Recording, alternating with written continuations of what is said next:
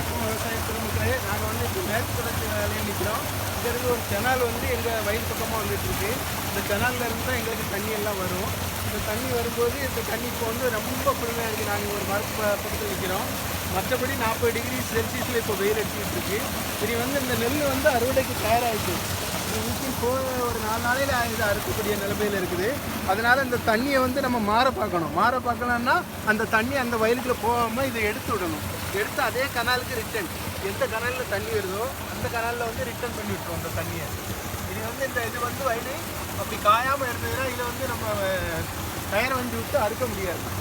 Moving வண்டி விட்டு அறுத்தா பள்ளம் தோண்டும். ஒன்லி ஒன் பெல்ட் வண்டியை மாத்திரம் விட்டு அறுக்கலாம் நம்ம.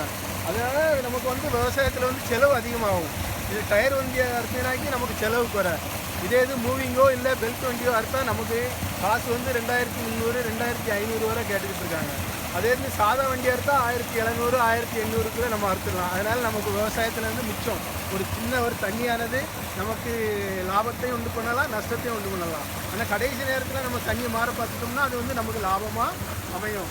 நன்றி, வணக்கம்.